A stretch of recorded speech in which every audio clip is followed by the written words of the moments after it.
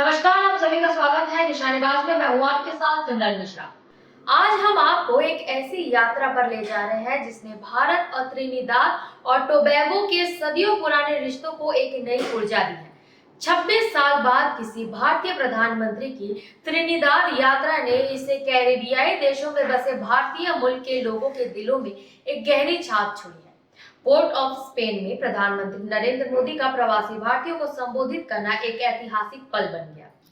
Airport पर PM Modi का स्वागत करने वाली त्रिनिदाद और टोबैगो की प्रधानमंत्री कमला प्रसाद बिसेसर खुद भी भारतीय मूल की है, जो इस यात्रा के महत्व को और बढ़ा देता है। एयरपोर्ट से लेकर कार्यक्रम स्थल तक हर जगह मोदी मोदी के नारे गूंज रहे थे, जिसने इस यात्रा को एक उत्सव का रूप दे दिया।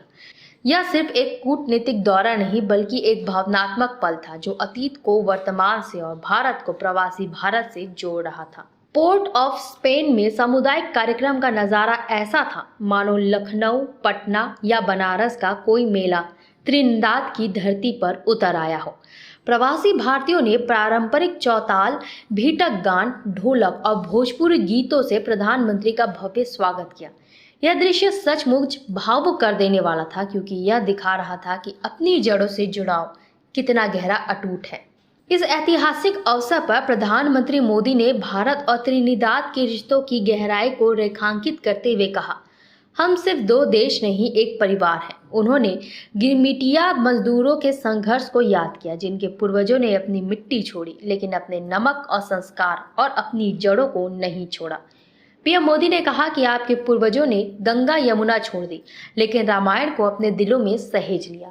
वे केवल प्रवासी नहीं थे, वे एक शाश्वत सभ्यता के संदेशवाहक थे। उन्होंने मिट्टी छोड़ी थी पर अपने नमक, संस्कार और अपनी जड़ों को नहीं छोड़ा। प्रधानमंत्री ने जोर देकर कहा कि ये लोग केवल गिरमिटिया मजदूर की संतानें नहीं हैं, बल्कि उनके संघर्ष की विरासत आज सेवा, सफलता और मूल्यों के रूप में पहचानी जाती है।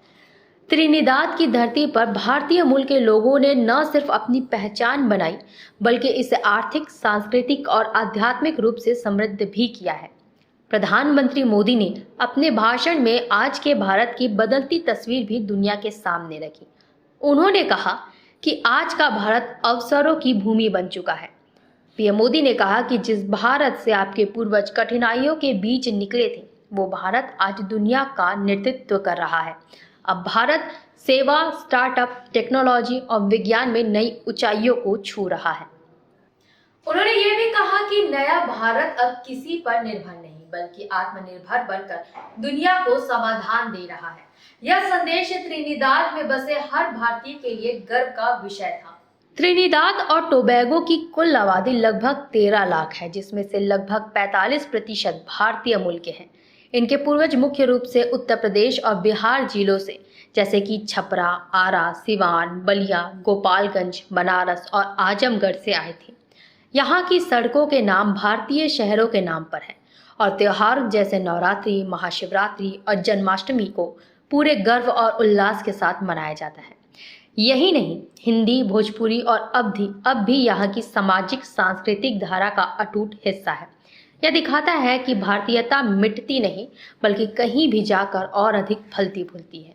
प्रधानमंत्री मोदी ने यह भी याद किया कि वे 25 साल पहले भी त्रिनिदाद आए थे, लेकिन इस बार की यात्रा अलग है।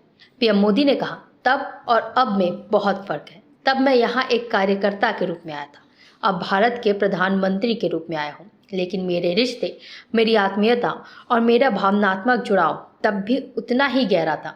उन्होंने कहा कि यहाँ की युवा पीढ़ी की आंखों में जो चमक और उत्सुकता है, वह बताती है कि भारत और त्रिनिदाद के रिश्ते आने वाले समय में और भी मजबूत होंगे।